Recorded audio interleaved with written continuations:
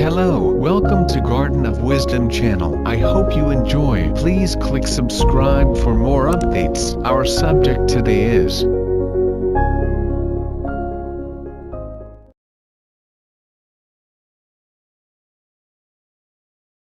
Do you feel these inner voices hampering your abilities? Understand where these thoughts stem from, by understanding your subpersonalities. We all have these inner voices, these subtle yet ever-present voices that dwell within our minds. Unfortunately, for many, these voices become self-defeating and sabotaging, which plays a huge influence in hampering their capabilities. Since a lot of us don't understand the source of these voices, they become one of the major obstacles in self-actualization and fulfillment. It is no wonder that a lot of us can't accomplish anything since we become our biggest critic, which creates a form of paralytic fear that prevents us from taking that one step that is needed for exploration and expansion. People who experience such impediments need to understand that we are not our own enemies, and with just a little understanding of where these thoughts are stemming from, we can start to counteract them and start living more fulfilling lives.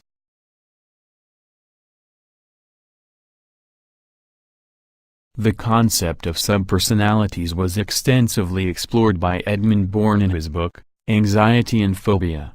He explains the concept in such a simple way that, literally, anyone can understand the source of their fears and phobias.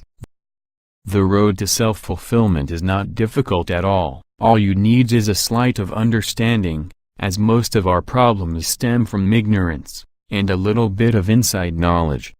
There are 4 major subpersonalities and all of them play a huge role inducing anxiety within. The worrier, the critic, the victim, the perfectionist.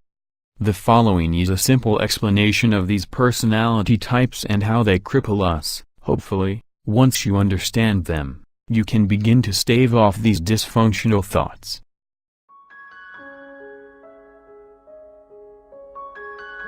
Number 1. The worrier. The worrier within us worries for us and creates fear and anxiety.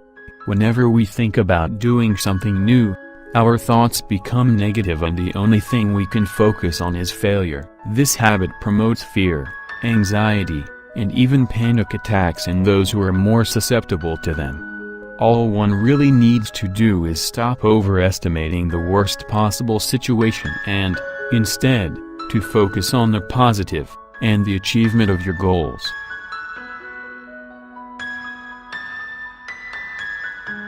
Number 2. The critic.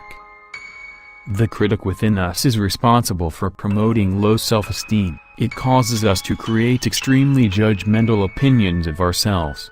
It causes us to enter the pessimist's loop, anticipating only the worst and focusing only on our weaknesses, while completely filtering out our strengths.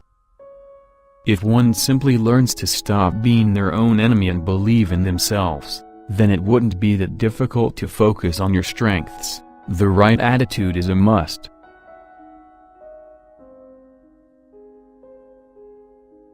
Number 3.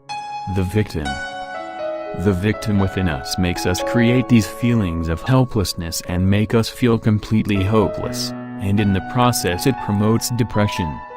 It is that feeling that makes us feel that we are completely incapable and unworthy. It perpetuates our own belief that our situation is simply irreversible, and in the process, it creates new mental barriers and obstacles that deprive us from achieving self-fulfillment. Remember to never say never.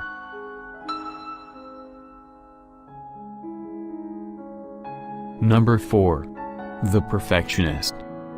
The perfectionist within us pushes us to do more and better. It creates the feeling that our work is never good enough, promotes stress and can even cause us to burn out. These feelings usually stem from external influences, causing us to constantly compare with others and never feel satisfied with your effort and work, which creates incredible pressure on yourself.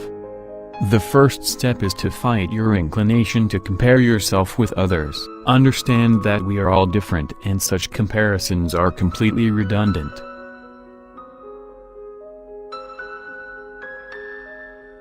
The first step in overcoming these self-inducing thoughts is to recognize which of these subpersonalities accurately describe you. Since all of us have these personalities within us with different degree of dominance, it is completely possible to have two equally dominant subpersonalities. One of the best approaches is to stop overthinking and just do what you feel. This will allow you to restrict your habit of overanalyzing every situation. Though it will only serve you in the short term, in the long term, you will need to develop a command over your thoughts through the attainment of self-discovery, self-awareness, self-love, self-understanding and involution.